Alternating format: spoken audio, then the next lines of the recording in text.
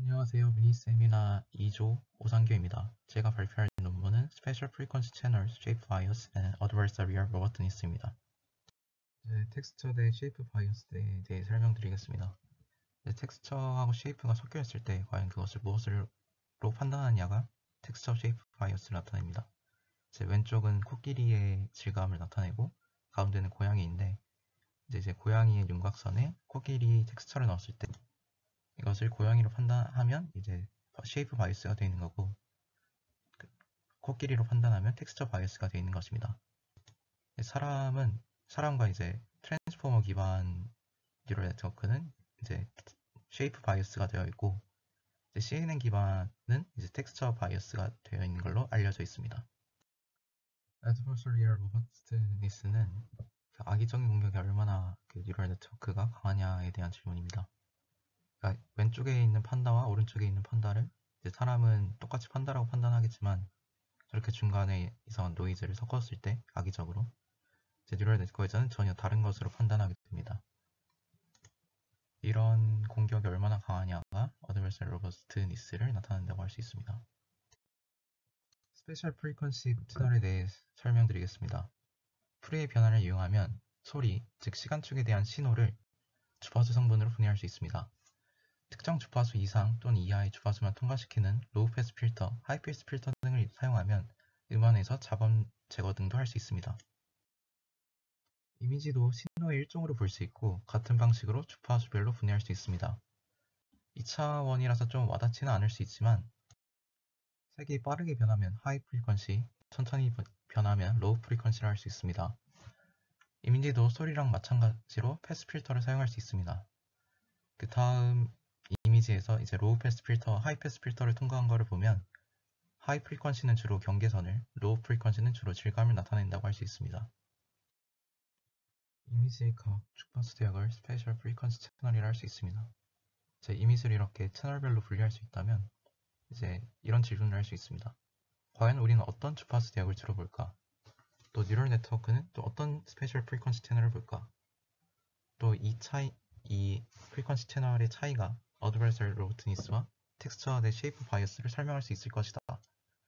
이것이 이 논문에서 설명하고자 하는 요점입니다. 이 이미지는 이미지넷에서 뽑아온 이미지에 약간의 채널별로 이제 노이즈를 섞은 것입니다. 아래로 갈수록 노이즈가 더 심해지고 왼쪽에서 가로축은 이제 스페셜 프리퀀시 대역을 나타냅니다. 이제 왼쪽과 오른쪽 대역의 노이즈가 아무리 많이 섞여도 우리는 쉽게 무엇인지 판단할 수 있지만 가운데에는 조금만 노이즈가 섞여도 어떤 이미지인지 판단하기 어렵습니다.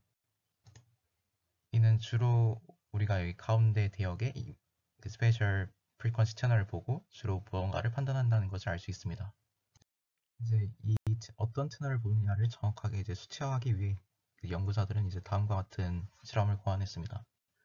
전체적인 흐름은 이렇게 되는데 이제 각 부분별로 따로 보겠습니다. 먼저 16개의 카테고리에서 이미지의 샘플 이미지를 뽑습니다. 이 16개의 카테고리만 사용한 이유는 사람이 모든 카테고리를 외울 수 없기 때문입니다. 1000개가 넘는 카테고리를 이제 외울 수는 없겠죠. 그 다음에는 이제 그레이 스케일로 변환합니다. 이 색깔이 영향을 주지 않기 위해서입니다.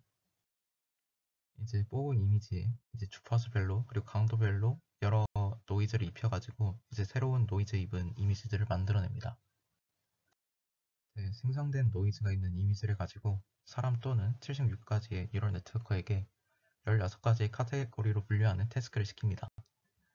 마지막으로 태스크의 정확도를 가지고 노이즈의 프리퀀시와 노이즈 정도에 따른 정확도를 그래프로 표현하고 어떤 프리퀀시를 주로 보는지를 확인하겠습니다. 이제 실험 결과에 대해 말씀드리겠습니다. 히트맵의 가로축은 주파수 대역, 세로축은 노이즈의 심한 정도를 나타내고 아래로 갈수록 더 심한 것을 나타냅니다. 히트맵이 어두울수록 더 정확도가 낮은 것을 나타냅니다. 먼저 사람의 결과만 보면 기존의 문자를 인식하는 데 사용하는 프리퀀시 채널이 알려져 있었습니다. 이미지를 인식할 때도 동일한 프리퀀시 채널을 사용하는 것으로 결과가 나왔습니다. 이미지는 문자보다 더 복잡하기 때문에 더 넓은 범위를 사용할 것으로 예측할 수 있지만 실제로는 문자를 인식하는 대역과 동일한 대역을 사용한다는 것을 확인할 수 있었습니다. 두 번째 결과로는 뉴럴 네트워크는 사람보다 2에서 4배 넓은 범위의 채널을 이용한다는 것입니다. 오른쪽 그래프는 각 주파수별로 얼마만큼의 노이즈가 있어야 정확도가 50%로 떨어지는지를 나타낸 그래프입니다. 검정색이 사람의 그래프이고 그래프의 위치가 높을수록 그 대역에서의 노이즈가 취약하다, 즉 평소에 그 대역을 많이 사용한다 해석할 수 있습니다. 뉴럴 네트워크는 사람보다 더 넓은 대역에서 노이즈가 취약한 것을 확인할 수 있습니다. 세 번째 결과는 실험에서 얻은 주파수 특성들이 쉐이프 바이어스와 어드버서럴 트레인드 네트워크의 로버트니스하고 연관되어 있다는 것입니다. 실험 결과로 얻은 세 가지 주파수 특성인 중앙 주파수, 대역폭, 피크 노이즈 센시티비티, 즉 앞에서 보았던 그래프의 피크가 얼마나 높냐, 쉐이프 바이어스 정도와 화이트박스 어큐러시의 관계를 그래프로 나타낸 것입니다.